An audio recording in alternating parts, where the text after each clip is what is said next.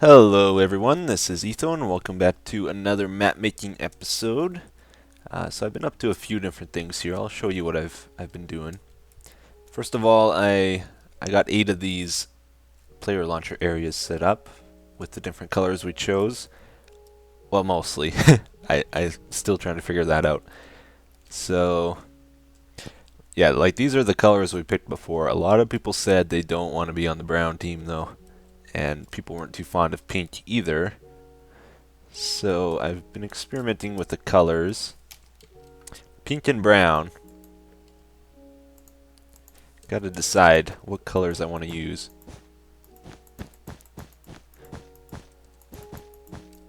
So pink and brown look like that. I don't want to be on the brown team either. So maybe we should change it. I tried white and black was a common suggestion too. So maybe we'll put the black by the purple because they're both kind of dark colors. Well, black is a pure dark color. Whatever. It's technically not a color. Don't get into it. I know how light works. Kind of. Okay. That's one option. I thought maybe the black would be too dark. So could try dark gray. I don't know.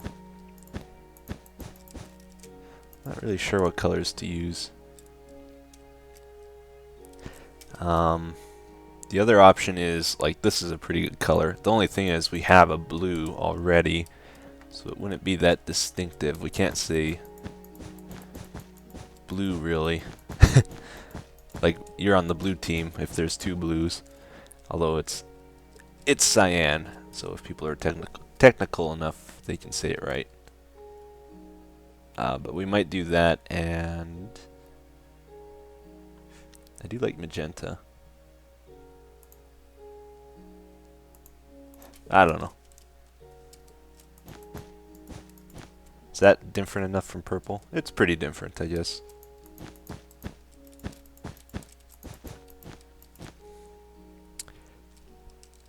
See, I like them because they're colorful. Like, these are all very colorful colors. Bright colors, I should say, not colorful. They stand out, except for maybe blue. Blue looks pretty dark, but yeah. So we might go with that. That looks pretty good. Okay, and moving on, I've also been trying to design the middle section that's up high. I had the color wool dispenser in the middle here, with an arch, of course. Just leaves for decoration. We have to make sure, like, if we have a platform up here, we need it to be at least 2 blocks up in the air. 3 would be better, so that players that aren't up on the server, they can't get up, because this is where we're going to have controls that we don't want just everybody to be able to use unless they're given permission. So I've been messing with this. You know what I think I want to do though is change this to sandstone. Maybe. This is a very similar color scheme to what I got on the Mindtrack server actually. I guess we'll try smooth. Smooth sandstone. But I like how sandstone and leaves go together. They look good. That's why I'm thinking we might do it this way. So all the walls and stuff will be sandstone. The ground will probably leave gray though. So imagine this whole, all this stone brick is sandstone. We'll leave the slab stuff though. And that will probably be these actually.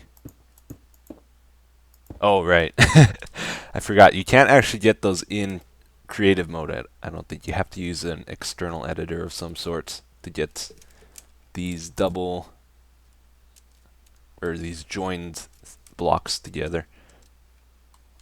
Because if it shows I have in my inventory, but if I place it, it's actually one of those instead of one of these. Also, I've been messing around with the randomizer, trying to plan out how I'm going to do it. And I came up with this brute force solution to it. It's not as as as good as it could be maybe, but it'll definitely be an easy way of doing it. So the idea is I'll have a button that will activate a delay timer, and while that's going, a clock will be running, and it will be activating 8 of these things, one for each team. And what that is, it goes to a repeater here, then to an AND gate, and then to the command block. And this command block will teleport the player to the team launcher from the center here. So that the way that's going to work, if we have 100 people, well, not 100, let's say 50 people in this middle, 8 of them are going to get teleported each time this clock cycles, right? Until there's none left, hopefully. So to teleport, let's say 64 people, we got to do this 8 times, because 8 divided by 64 is 8. And this clock here is 3 ticks, right? So 0.3 times 8 is 2.4 seconds. We have to have this clock running to teleport all 64 players. If we want to handle more players, we need to make it run longer. But with the way I'm planning my game here, I don't think I want more than 8 players on a team. If people want to do that, they can. But generally speaking, I'm going to keep it no more than 8 players. Because if you have 8 people in a Skype call or any conversation, it gets crazy. You can't really hear people properly because everybody's trying to talk at the same time. And there's also people that, such as myself, that have trouble talking if there's a lot of people talking at once. So yeah, it's not good for a team dynamic to have too many people. So I'd rather people just split up into more teams than try to jam like 16 people on within 2 teams, you know. These levers here in the AND gates, these are these levers that turn the team on or off.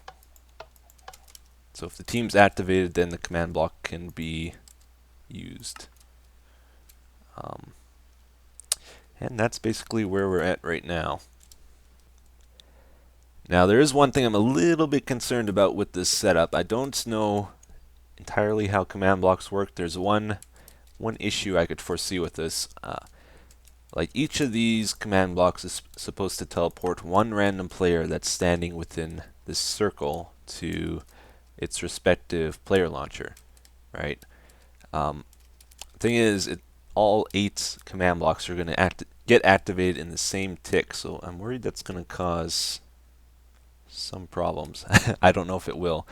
I may have to put a 1 tick delay between command blocks. I'm not sure if they'll interfere. I can't test it because I need players to test that, and I'm not prepared to get a whole bunch of people to try this out, you know. So if anybody knows what I'm talking about and knows the answer, please let me know in the comments. I think it'll be okay the way it is, but if I'm wrong, please let me know.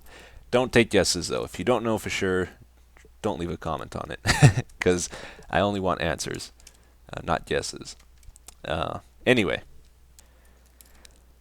Okay guys, so here's a little update on the player launcher things. I spent some time trying to get it looking better, and I'm pretty happy with how it is right now. So I have this section here. It used to be these. Switched it with dark gray wool. Got some black lines running through. I added fences in the back here and also over here.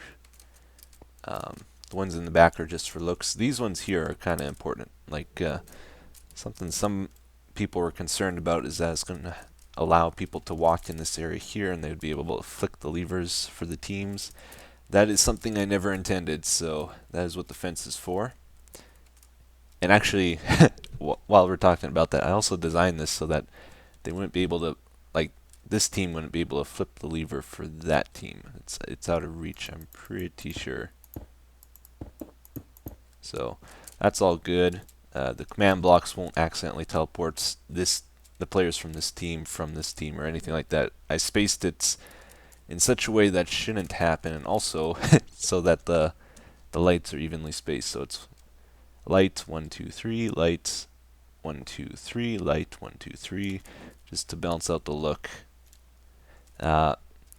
Now I also tried messing around with putting half slabs on the top here, and I think that's a pretty good idea because I can't use a full block; it'll cut the wire here. Well, I could, but I would have to change this a little bit, like put a repeater or something. But yeah, I kind of like the look of this. So I tried it with the stone slabs. I also tried it with the gray, or with the stone brick slabs. Yeah, so that's pretty cool. I might do that all around the wall.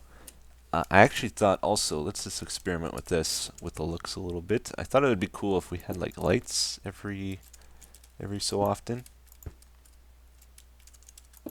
like that. And we could try dress that up too. Actually, where are our levers? There they are. So we'll turn these on. I just want a bit of a border for the wall.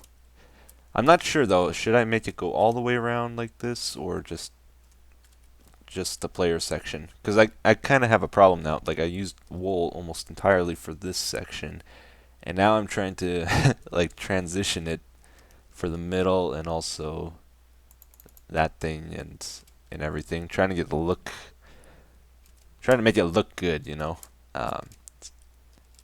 So I tried transitioning with wool here, and it's, I don't know, so. I tried replacing the stone here with light gray wool.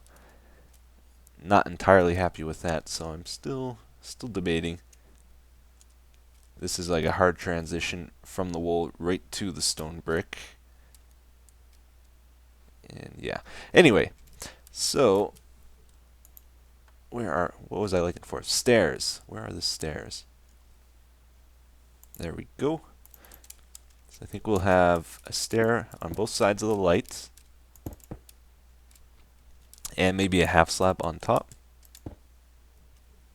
Just give it a little more character, you know? That's pretty good. Yeah, I think we'll go with these instead of the white ones. Not as big of a contrast. Yeah.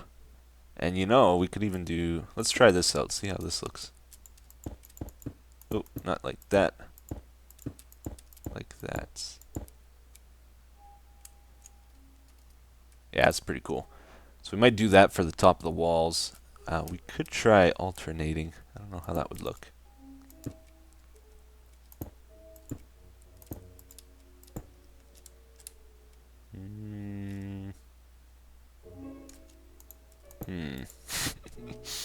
I've had people in the comments sort of, I don't want to say whining, but yeah, kind of whining in the comments that haven't been putting out many episodes of this series.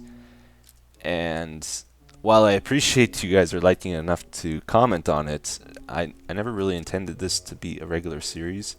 So it might be like a week or who knows how long apart between episodes.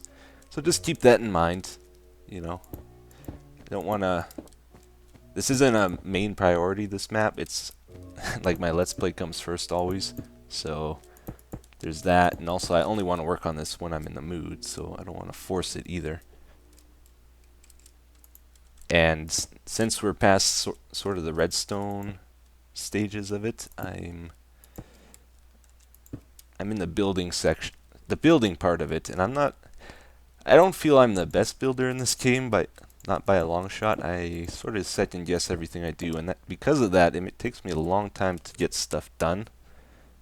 And yeah, so it's probably going to take me a while between episodes now that we've moved past the logic stuff, because with that, it's easy for me because stuff has to be put a certain way. When it comes to building, though, you can do it hundreds and hundreds of different ways. Like this, for example, I actually changed my mind. I don't like the sandstone, I don't think, so we're going to try, we might do it the first way, I don't know. Second guessing again. Also, I've decided I need to move the building back, whatever we do build, to 3 blocks. Like right now it's only 1. We need to move it 2 more blocks this way, because these are 3 blocks away. And also our rule board, or whatever we have in the back here, should be 3 blocks away, just so it's all consistent. So guys, I got the lamps all lit up here. I put levers underneath to do that. So this is what it looks like at night. And it lights up the place pretty good, I'd say. I might want to include some more lights in these corners, but overall it's pretty good. The wool is really bright. That's important because there's so much light around it. It doesn't turn dark really. It stays bright, and it really stands out next to the gray and black I have here. I think the next thing I'm going to work on, guys, is actually implementing some of the redstone. So underneath the map, I gotta start connecting things together and figuring that out. So what I'm going to do is work on the ready switch. What I gotta do is have a way to, well, I gotta connect a wire. I gotta make a wire that connects to all 8 of these, and also a master switch that's gonna be over there. And if all 8 of these are down, the wire becomes unpowered. Or no, the wire becomes powered. Whatever. It switches finally once all 9 of those are changed. And then the game countdown begins, and as long as nobody flips the lever up while it's counting down, the game will actually start. So there's that, and also talking about not being able to flip these from here. There is a problem where I can flip these from here. So this is to turn the teams on or off. It's actually pretty important. Something that was suggested in the comments is I should move that up to this area. So instead of having it at each of these, I'll have a panel with 8 levers that you can just turn on and off for each teams. The guy controlling the game will be able to do that, or anybody that's opt that can fly around.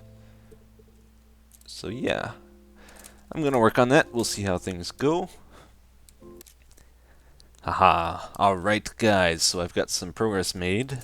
You can see I got rid of the levers, turning the teams on and off. Instead, that is now controlled with these wires. So I got some of the redstoning done here. There's 1 wire per team. I got to connect those to my structure I built here, the moderating structure, or whatever, I don't know what to call it, where the game is set up. So if a team is enabled, power will be sent to the wire for that team. That wire goes to this, which controls these 2 lights.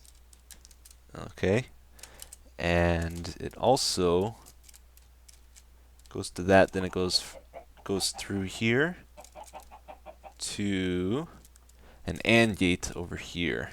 Yeah, wire goes down there, right to that torch. And then there's also the ready switch wire here that goes to the AND gate as well, and that goes to a master wire there. So basically, the way this is set up, if this wire is off, if the team is not enabled, this redstone torch is off right now. Even if I ready the team, it still stays off. So it has no effect on this master wire, regardless of whether or not the team is ready, because the team is not enabled. If the team is enabled, you can see it's still off, so that means the team is ready. But if the team is not ready, then it's going to send power to this, and if this main wire is powered by one of the teams, any of the teams, the game cannot start. So that's the basic idea with that. I guess that would create a problem if all 8 teams were disabled, right? I might have to consider a safety for that. When I release the map, I think by default I'll have the red and blue team enabled, so hopefully that won't cause any problems. What else? What else? For next episode, my main goal is to build that structure up there. That's going to have a lot of the redstone dealios with it. Most of the redstone stuff is done with that structure. I'm slurring my words. I think this episode needs to end. So yeah, we're gonna end it here. I think we're off to a good start here. Oh yeah, actually, before we end it, there's one more thing I want to talk about. I'm going to move this to that main structure because don't really need it here actually. We'll just have a main panel with all 8 teams on. Chances are it doesn't really need to be used either. And instead, I think we'll... Oh. I can't get the item frame using the scroll wheel. That's weird. It gives you the wool. Whatever's in the frame. Okay.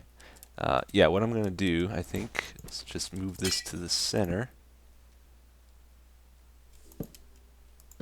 Like that. Put our frame over top the light. And then the sign above.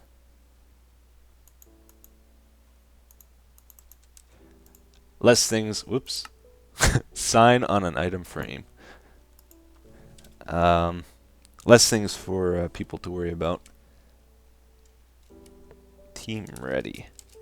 Or to be confused by, I should say. I'm actually curious, I just had this idea. What happens if you put a picture frame with an item frame? Because they're both entities. Yeah, they both work together. That's crazy. Then you get a sign on that. Oh, no, too much. I don't know what I just did there. Let's get our sign first, and then the picture frame. Ho ho ho. That is a cluster of items right there. Alright, anyway. So I think that'll do it for today, guys. And like I said, next episode we'll focus on getting that done. And then I think we can start the arena. We might even do that next time. I don't know. I'm kind of anxious to start it. It's independent from this, so we can work on it anytime, really. But yeah, thank you for watching. Have a great day. Talk to you later.